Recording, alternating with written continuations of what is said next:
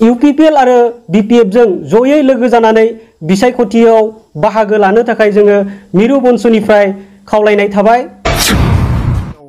2025 मायथाइनि जि बिसायख'थिनि खालार बे बिसायख'थियावहाय मिरु बंसनिफ्राय रिक्वेस्ट खालामदों जाहैबाय माने भटखौ गेलेनो थाखाय माने BPF बाइस UPPL मोननै पार्टिजों लोगो नांनानैहाय गेलेनो थाखाय बंस आफादनिफ्राय खावलायदों जाहैबाय।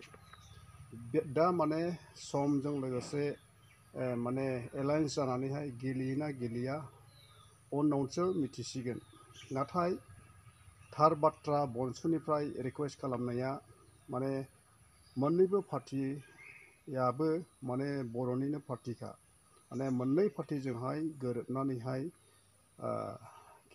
इलेक्शनखौ गेलेयोब्ला जोंनि बर' पार्टियानो गोम जागोन। ओमफ्राय जोङो माने जोंनि हारिखौहाय जोङो गोगोम खालामनो हागोन।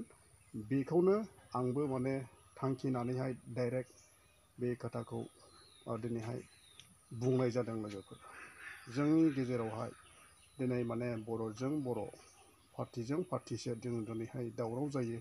नाथाय गुबुन हारिफ्रा दिनैहाय मा खालामनो नागिरदों बेखौ जों दिनैहाय माने नुहुरगासिनो दं आरोखि।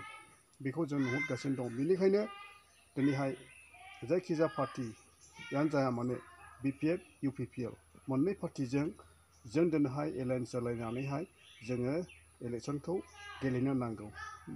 माने जाहोना जाहैबाय माने जोंखौ हनै सुथुरफ्रा माने जोंखौ नासयनो जोंखौ गादबनो थाखाय दिनै माने मनग्लाबनो थाखाय गादबनो थाखाय जोंखौ दिनै नागिरगासिनो दं। बेनिखायनो जों दिनैहाय खौसे जानानैहाय जों दिनै इलेक्शनखौ गेलेयोब्ला बेयो मोनसे जोबोद मोजां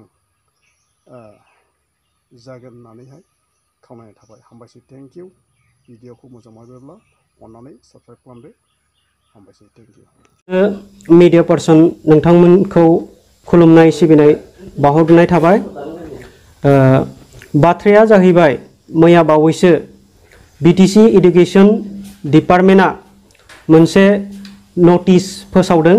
बे नटिसनि सायावनो मिरु बंसनि सासे मावथि सोद्रोमा जानानै आङो प्रेस मिट होनो सिगांदों। दा बेवहाय मुंख'नाय लेखायै मोनफ्रोमबो पस्टनि सायाव 950 रां माने पेमेन्ट खालामनो थिननायखौ जोङो नटिसनि गेजेरजों नुनो मोनदों। बेखायनो मिरु बंसनिफ्राय बे बाथ्राखौ लानानै सोरखाराव थानाय बा खुंथायाव थानाय बिबानगिरि बा दैदेनगिरि बिथांमोनखौ जोङो खावलायनो सानो। बाथ्राया जाहैबाय बे रां खांनानै बिथांमोना मा खालामनो सानदों बेयो मोनसे बिराद गिदिर सोंलु जानानै थाबाय।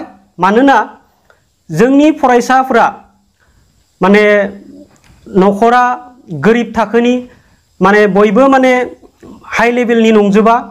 गोरिब गुन्द्रानि फिसाफोरासो माने फरायनानै BEd खालामनानै MA BA BSc बायदि रोखोमनि सोलोंथाइ लानानै बे GT आरो PGT टेट रिक्रुटमेन्ट एग्जामखौ होनो थाखाय एप्लाइ खालामदोंमोन। बेखायनो जोङो मिरु बंसनिफ्राय बे मिथिसार बिलाइखौ लानानै BTR सोरखारा नायफामफिननो थाखाय जोङो खावलायहरनाय थाबाय।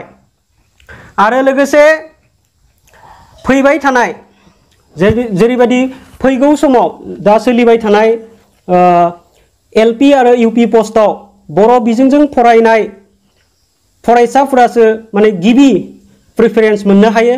बेखौबो नोजोर बोनो थाखाय BTR सोरखारखौ जों खावलायनो सानो। मानोना बर' बिजोंजों फरायनानै फैनाय फरायसाफोरा माने मार्कनि बेलायाव माने गुबुन बिजोंजों फरायनाय फरायसाफोरखौ माने फेर फाथिनो हाया।